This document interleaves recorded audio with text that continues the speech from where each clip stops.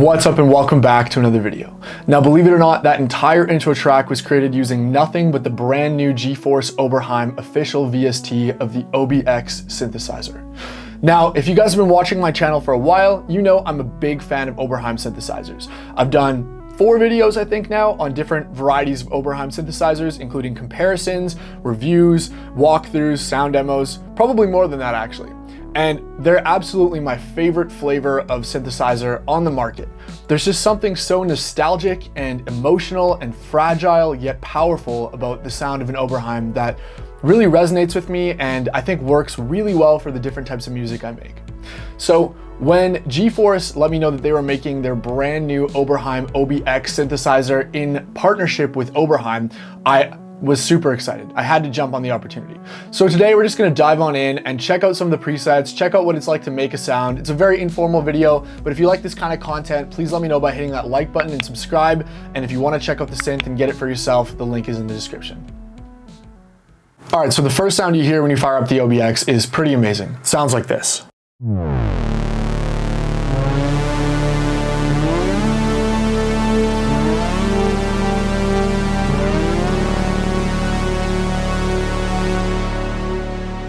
Man, I love the sound of the Oberheim synthesizers and they've absolutely nailed it here in my opinion. So let's check out some more of the presets here.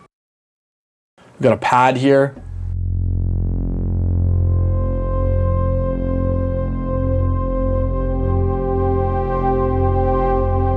So it's actually reacting to aftertouch, if you can see.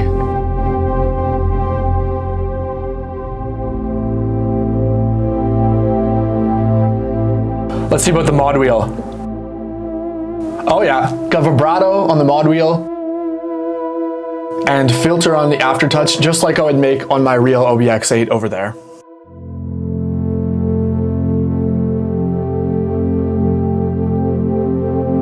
Man, this pad sound alone I already am just in love with. I'm gonna use this in a track for sure.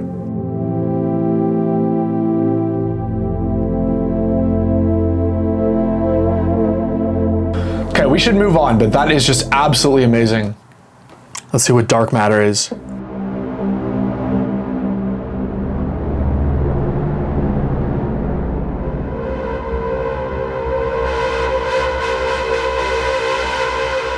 Awesome for that cinematic film score.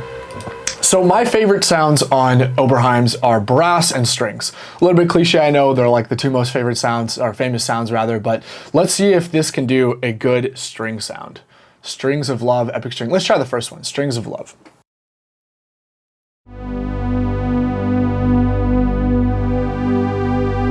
Oh yeah, beautiful.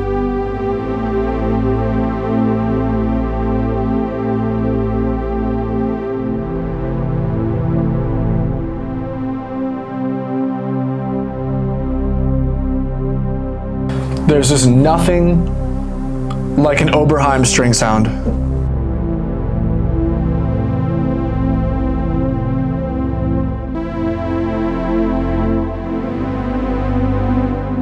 Again, I could probably just play with this sound for a whole half-an-hour video, but so each sound has these 4 macros up here. If you're just going through presets, you can still tweak a lot of the most important parameters here. So we can quicken the attack.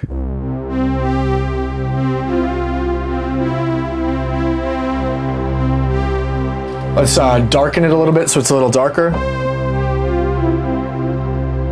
Wonky, I'm guessing that's gonna increase like vibrato or vintage knob or something. Let's see.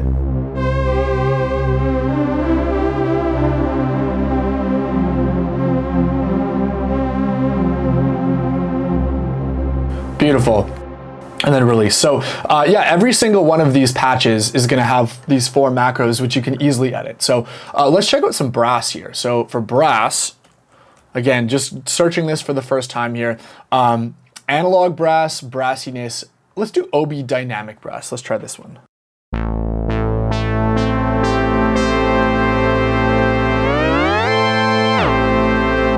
So it's cool, the original Oberheim synthesizers didn't have effects, but you can see here we've got lots of different effects, which we'll get to when we get to the panel. But yeah, let's increase these macros here.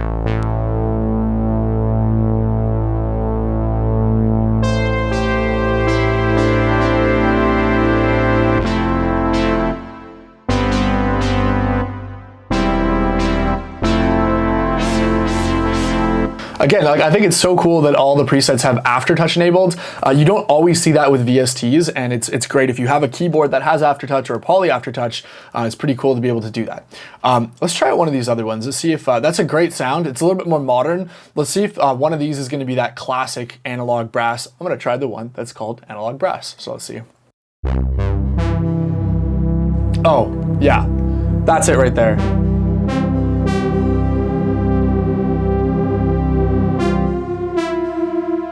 Yeah, this sounds like it's straight out of a synthesizer that's been sitting in storage for 40 years. It's got that beautiful kind of detuned, warbly sound. Let's turn that down a little bit with this de-vintage macro here.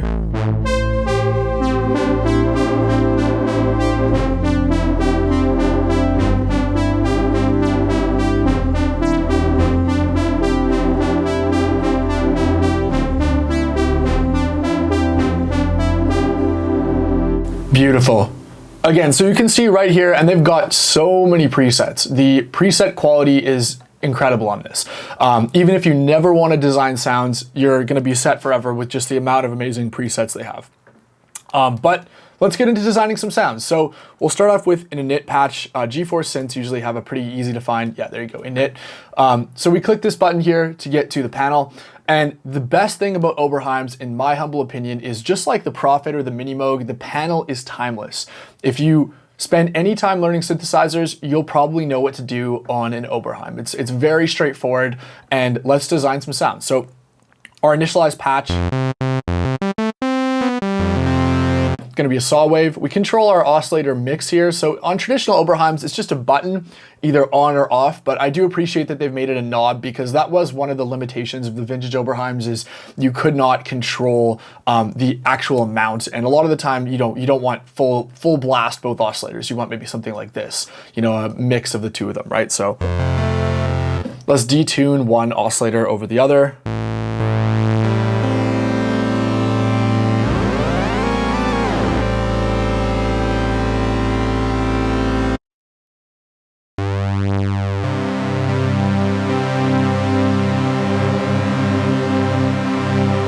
There we go, there's that classic Oberheim detune sound.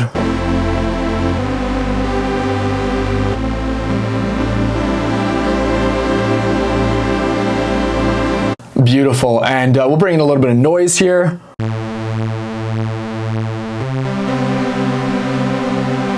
And so the reason why the Oberheim OB-X, the original, is so coveted is because of the SEM filter. Now, I've done a bunch of videos on other Oberheims, like the OB-6 and OB-X8s that have SEM filters, but in my opinion, this is my favorite filter on any synth. There's just something so beautiful and hollow but powerful about the SEM filter. So it's a 12 dB per octave filter instead of a 24 dB per octave filter, which makes it a little bit brighter, but it also makes it so that as you turn up resonance, you don't lose bass. So it's a really distinct filter. I'd say if there's one thing that gives a lot of the early Oberheim stuff before they moved to the Curtis chips, it's really distinct character, it's got to be the SEM filter. So let's go ahead and try out how this sounds.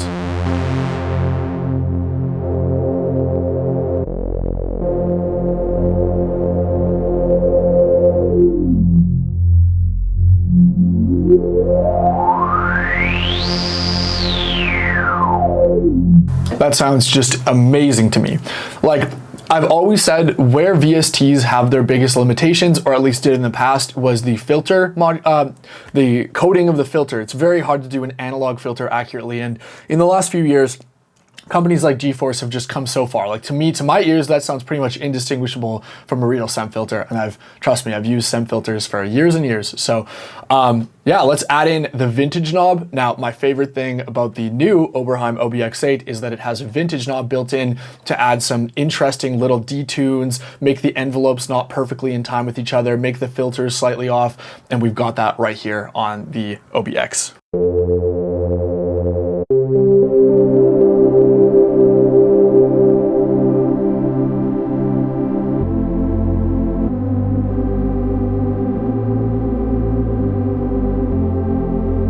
Like, oh, right there. Sounds beautiful already. Let's add in some modulation, so this should affect the filter. Perfect. Like, again, if you've ever used an Oberheim before, or honestly most analog synths, if you've ever just tried out like even a different VST that models an old analog synth, you'll pick this up in no time. Oberheims are really easy to use and really easy to learn, but they sound so good. It's one giant sweet spot. So let's make a bit of a brass sound with a slower attack rather, a little bit of longer decay, more sustain, release, do the same thing here. A little bit less modulation, a little bit less cutoff, and we should be good.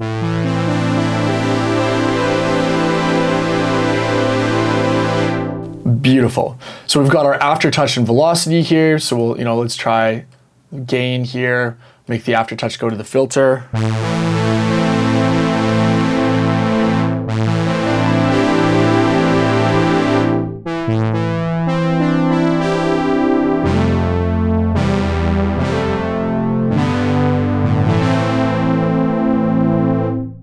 I mean, come on, that sounds fantastic. Sounds absolutely fantastic. And then another cool thing about the Oberheims is they will have multiple LFOs. So not only do we get our traditional modulation bus over here, so if we wanted to, we can modulate oscillator 1's pitch.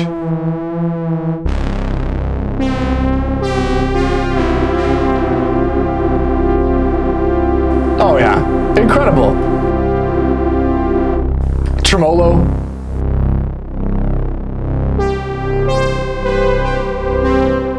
Gives it that sort of old cassette effect, which I just absolutely love. And then we've also got a vibrato LFO here. So if we wanted to go like this, have really fast vibrato.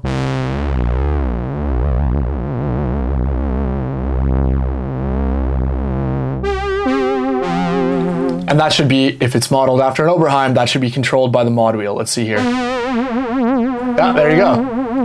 Awesome. So without even setting up anything in a mod matrix, like this behaves exactly like my real OB-X8, which is so cool. I mean, I love that they've gone to the extents and lengths to make this as authentic as possible. So you're really getting the same experience in VST form. I think my sound is pretty close to done. The only thing I want to do here is see if we can find out how to use effects. So I haven't done this before, so let's see if I can figure out how to add effects onto this, because like I mentioned, the original Oberheims don't have effects. So let's try this. Yeah, some delay, reverb, chorus.